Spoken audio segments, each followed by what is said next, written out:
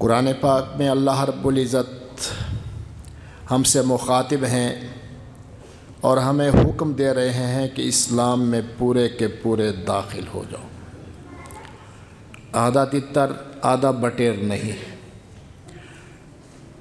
آدھے مسلمان اور آدھے دیکھنے میں غیر مسلم یا غیر مسلم کے طریقوں کو اختیار کرنے والے نہیں۔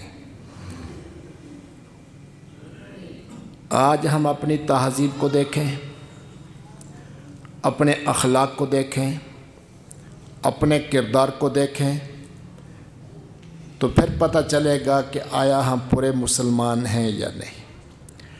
ابھی تک ہم پورے اسلام میں داخل ہوئے یا پورے اسلام میں داخل نہیں ہوئے۔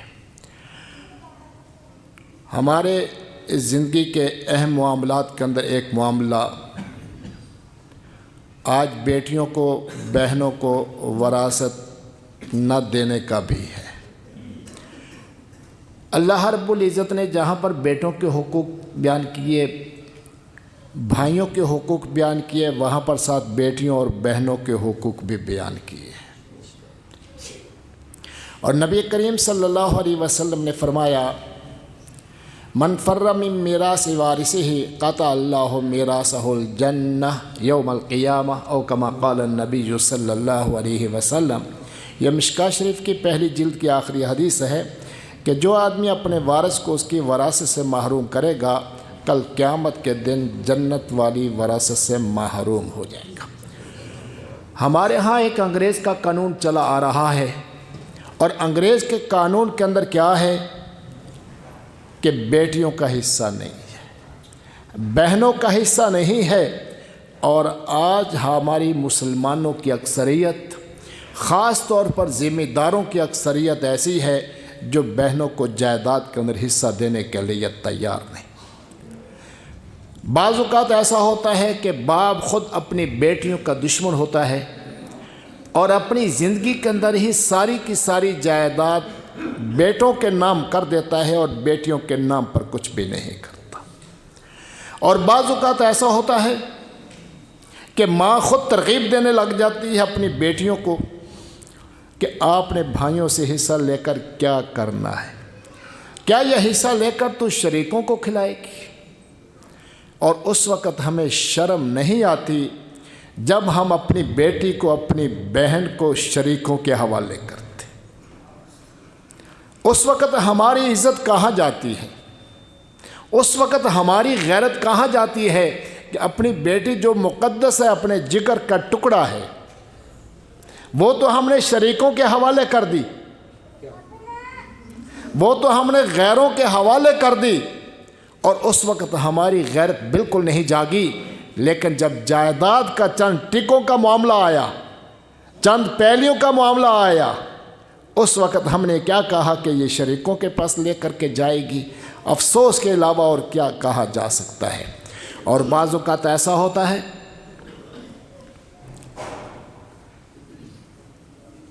کہ بھائی کہتے ہیں کہ ہماری بہنیں لینے کے لیے تیار نہیں، ہم حصہ دینا چاہتے ہیں لیکن ہماری بہنیں حصہ نہیں لیتی۔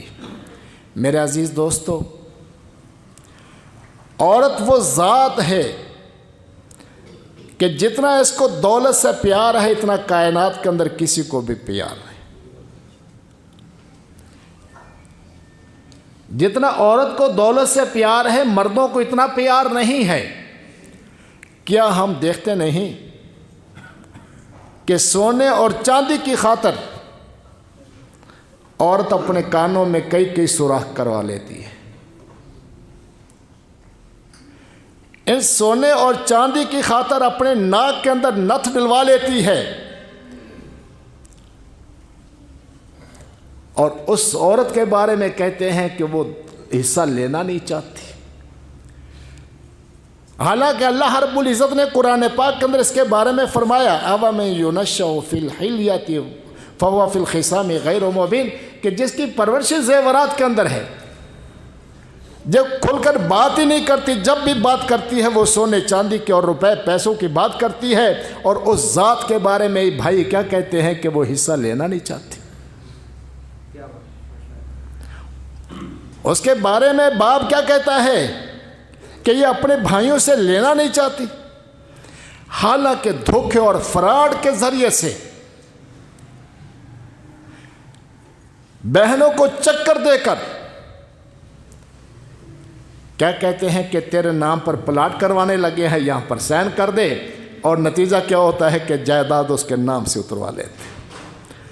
کبھی دھوکہ دیتے ہیں کہ تیرا عمرے کا فارم فل کر رہے ہیں، تیرا حج کا فارم فل کر رہے ہیں، اور حقیقتاً وہ دھوکہ اور فراڈ ہوتا ہے، اور وہاں پر کیا کرتے ہیں کہ جائیداد اس کے نام سے اتروا کر کے بھائی اپنے نام کروا لیتے ہیں۔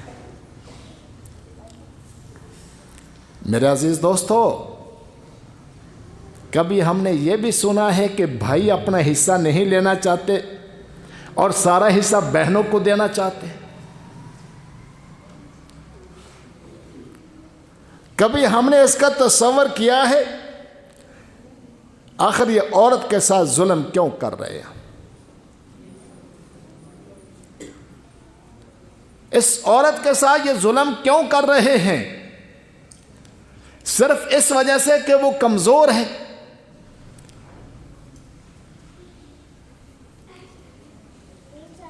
اس لیے ہمیں خدا کا خوف کرنا چاہیے۔ اگر ہمارے باپ نے ظلم کیا ہے کہ بیٹیوں کو حصہ نہیں دیا اور ساری جائیداد بیٹوں کے نام کروا دی ہے، تو امام الانبیاء محمد الرسول اللہ صلی اللہ علیہ وسلم واضح فرما رہے ہیں کہ جو وارث کو محروم کرے گا وہ جنت سے محروم ہو جائے گا۔ تو ہمیں اپنے والد سے محبت کا اظہار کرتے ہوئے جو حصہ ہماری بہنوں کا بنتا ہے وہ ہمیں اپنی بہنوں کو دے دینا چاہیے، تاکہ ہمارا باپ جو جہنم میں جل رہا ہے وہ جہنم سے محفوظ ہو جائے، ورنہ وہ ہمیشہ جہنم کے اندر جلتا رہے گا، ورنہ وہ ہمیشہ جہنم میں جلتا رہے گا جب تک کہ اس کا حصہ ادا نہیں کیا جائے گا۔ میرے عزیز دوستو، شہادت کتنا بڑا مقام ہے۔ ایک صحابی امام الانبیاء محمد الرسول اللہ صلی اللہ علیہ وسلم سے سوال کرتے ہیں کہ یا رسول اللہ صلی اللہ علیہ وسلم، اگر اس جنگ کے اندر میں شہید ہو جاؤں تو میرے سارے گناہ معاف ہو جائیں گے؟ تو امام الانبیاء صلی اللہ علیہ وسلم فرما رہے ہاں، سب گناہ معاف ہو جائیں گے۔ وہ خوشی خوشی جانے لگا تو نبی علیہ السلام نے دوبارہ اس کو بلایا اور پھر فرمایا کہ کیا کہا تھا؟ اس نے پھر وہی بات کہی، یا رسول اللہ میں نے یہ سوال کیا تھا کہ اگر میں اللہ کے راستے میں شہید ہو جاؤں تو میرے سارے گناہ معاف ہو جائیں گے؟ تو نبی کریم صلی اللہ علیہ وسلم نے فرمایا کہ جبرائیل علیہ السلام ابھی وحی لے کر آئے۔ تو جبرائیل علیہ السلام فرماتے ہیں کہ سارے گناہ معاف ہو جائیں گے، لیکن کسی بندے کا حق معاف نہیں ہوگا، کسی بندے کا حق معاف نہیں ہوگا۔ تو جو بہنوں کو، بیٹیوں کو محروم کیا گیا ہے اور نسل در نسل ان کے حقوق پر ڈاکہ ڈالا جا رہا ہے، اس کی معافی کیسے ہوگی؟ اس کی معافی کیسے ہوگی جبکہ اللہ رب العزت واضح فرما رہے ہیں والذین یأکلون اموال الیتامی ظلما انما یأکلون فی بطونہم نارا وسیصلون سعیرا۔ جو دوسروں کا مال، یتیموں کا مال ناحق کھا جاتے ہیں، کمزوروں کا مال ناحق کھا جاتے ہیں، وہ اپنے پیٹ کے اندر جہنم کی آگ بھر رہے ہیں، اور ان قریب آگ کے اندر داخل ہوں گے، جہنم میں داخل ہوں گے۔ اندر پہلے سے آگ ہوگی، اب باہر بھی ہر طرف آگ ہوگی، اب سوائے آگ کے اور کچھ بھی نہیں ہوگا۔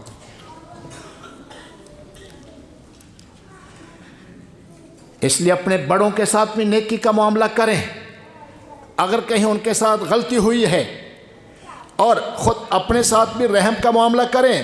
احادیث میں واضح ہے، امام الانبیاء محمد الرسول اللہ صلی اللہ علیہ وسلم نے فرمایا کہ وہ جو گوشت حرام کے لقمے سے بنا ہے، جہنم کی آگ اس کے لیے زیادہ حقدار ہے۔